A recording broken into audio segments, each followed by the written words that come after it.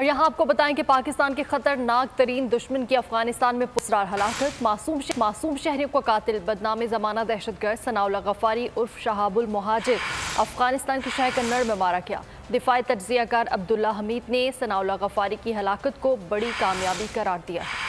पाकिस्तान का सफ़े अव्वल का दुश्मन अफगानिस्तान में हलाक। सनाउल्लाह गफारी दर्जनों हमलों में मुलव्वस रहा। बदनाम ज़माना दहशतगर्द सनाउल्लाह गफारी उर्फ शहाबुल मुहाजिर अफगानिस्तान के शहर कुन्नड़ में मारा गया। दहशतगर्द और उसकी फैमिली भारत से हिजरत करके अफगानिस्तान आई थी। सनाउल्लाह का ताल्लुक काबुल से था। मदरसे में तालीम हासिल की। दहशतगर्द मुतअद्दिद हमलों में ईरान, उज़्बेकिस्तान, ताजिकिस्तान, पाकिस्तान, यहाँ तक कि अफगानिस्तान में भी शरीक रहा। दिफाई तज्जियाकार अब्दुल्ला हमीद गुल ने सनाउल्लाह गफारी की हलाकत को बड़ी कामयाबी करार दिया है। ये बहुत बड़ी कामयाबी है जी, सबसे बड़ी बात है। और इस कामयाबी का सेहरा गुमनाम मुजाहिदों को जाता है। ये बहुत बड़ी वारदातें थी। इन्होंने पाकिस्तान एम्बेसी के ऊपर काबुल में हमला किया, जो कि तालिबान 2022 की बात है। दहशतगर्द सनाउल्लाह गफारी अप्रैल 2020 से न सिर्फ इस्लामिक स्टेट खुरासान सूबे का सरगना था, बल्कि तमाम तर ऑपरेशंस का मास्टरमाइंड और हेड ऑफ ऑपरेशंस भी था। दिसंबर 2021 में अक़वाम मुत्तहिदा और यूरोपीय यूनियन ने इसे आलमी दहशतगर्द करार दिया था। दहशतगर्द सनाउल्लाह पाकिस्तान और दुनिया भर में बेशुमार हमलों का मास्टरमाइंड और ऑपरेशंस लीड के तौर पर नामजद रहा।